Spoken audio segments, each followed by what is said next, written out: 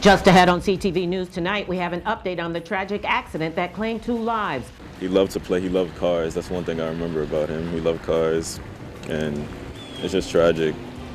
Plus, the Commanders are getting into the holiday spirit. With Thanksgiving right around the corner, Harvest Feast come to Prince George's. I'm Byron Scott. We'll tell you all about it coming up. And you better watch out. Maryland State Police will be out in force this Thanksgiving weekend. Those stories and more next.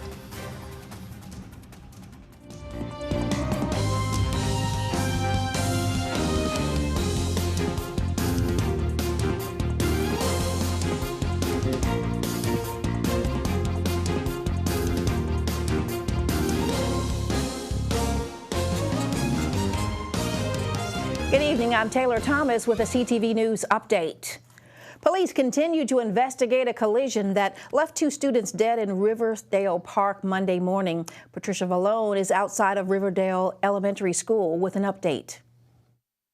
A makeshift memorial with flowers, balloons, and stuffed animals has been growing at the site of a tragic collision that left 2 young children dead.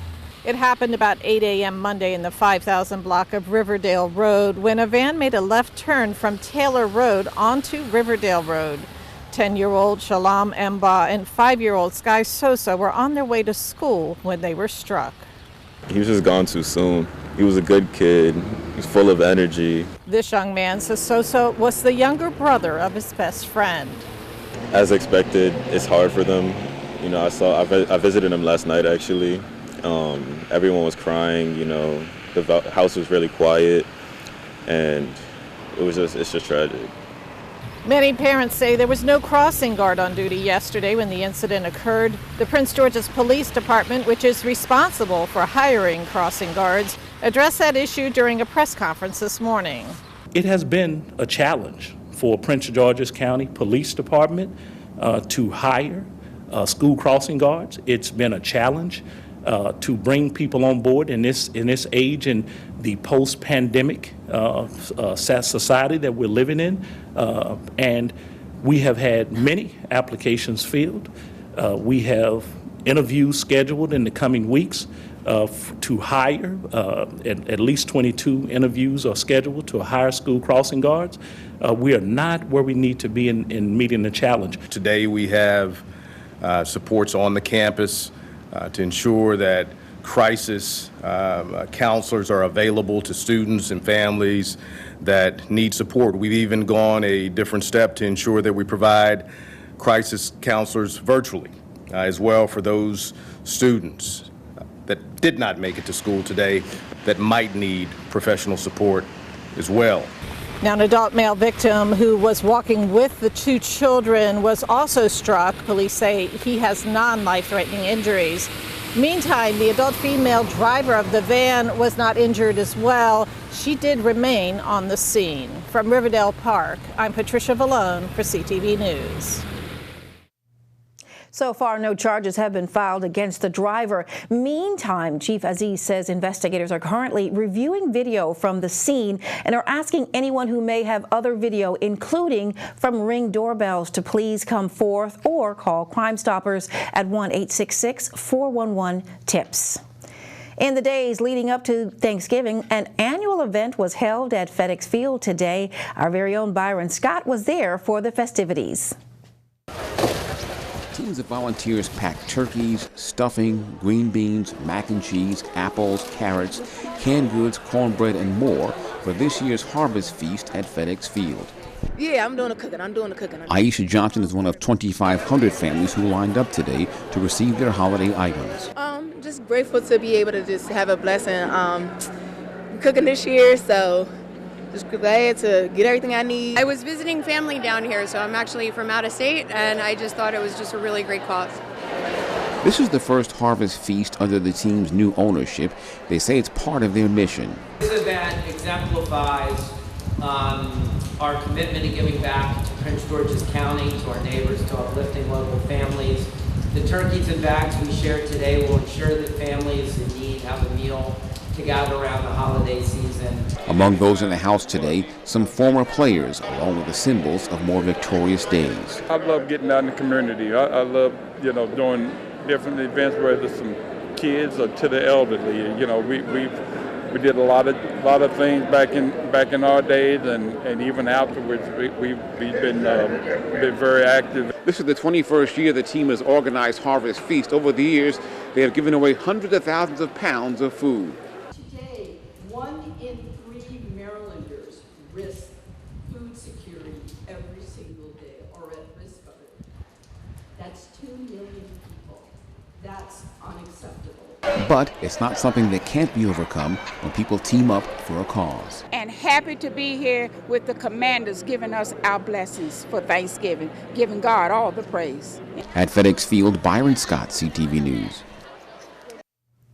If this is your first time cooking the bird this Thanksgiving holiday and you're a little nervous, don't fret, because Butterball has you covered. As a part of their annual tradition, Butterball's Turkey Hotline is ready to answer your calls for help. You can call or text them to help you navigate through the turkey cooking process. So if you need to know how to choose a turkey, thaw it, stuff it, grill it, brine it, inject it, or marinate it, the talk line will assist you with all your turkey questions. Now, the number to call for assistance is 1-800-BUTTERBALL or text 1-844-877-3456.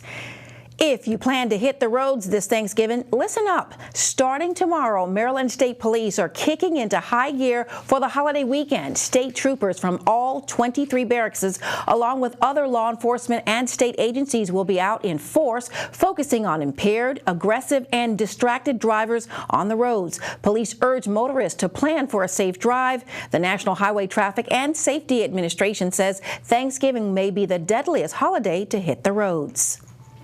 You're watching CTV News. I'm Taylor Thomas. After the break, the county unveils a new pilot program that provides financial support. We'll have all the details back in a moment.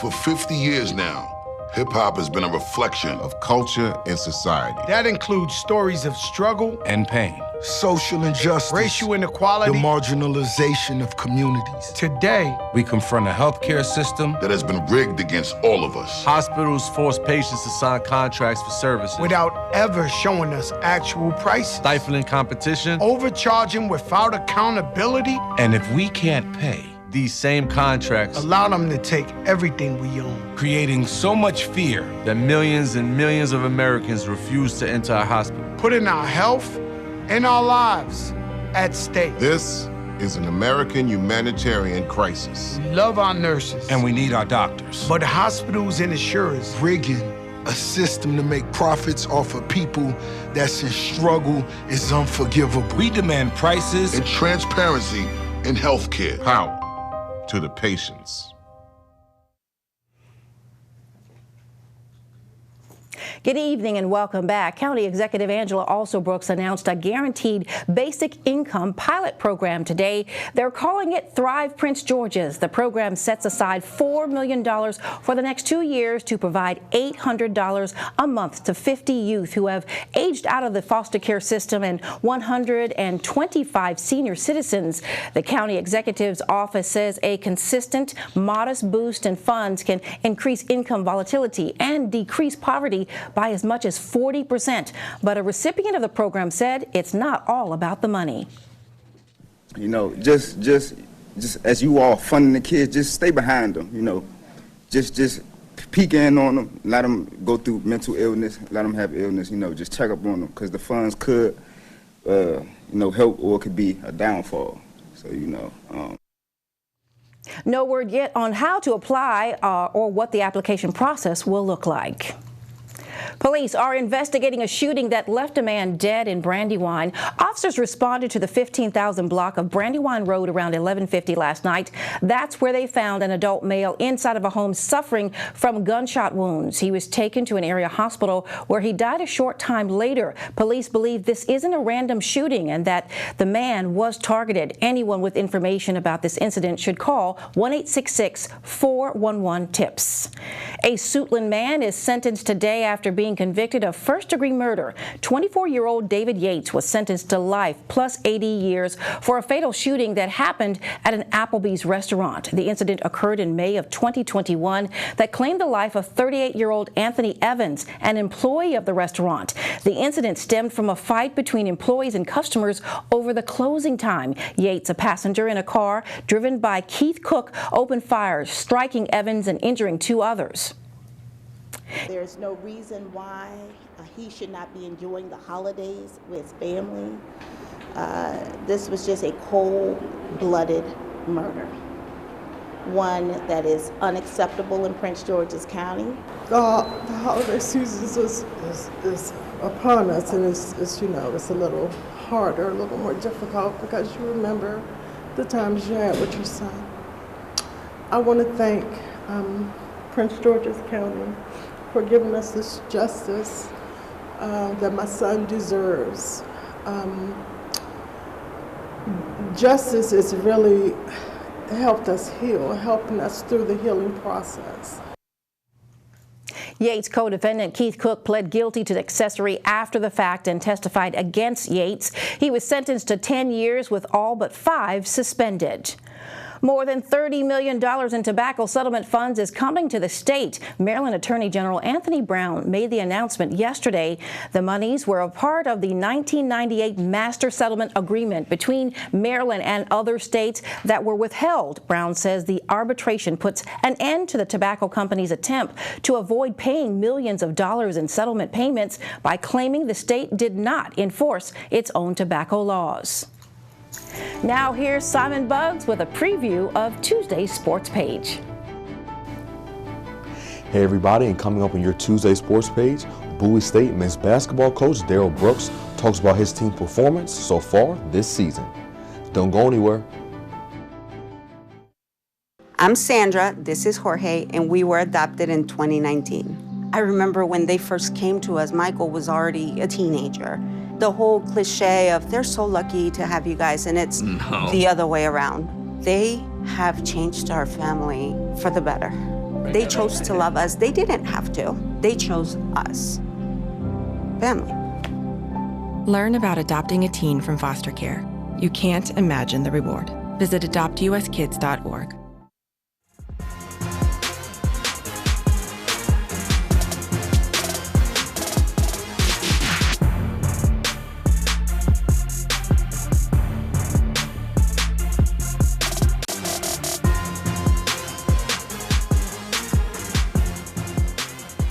Hey there, sports fans. It's time for your Tuesday sports page. We'll start with some college hoops news.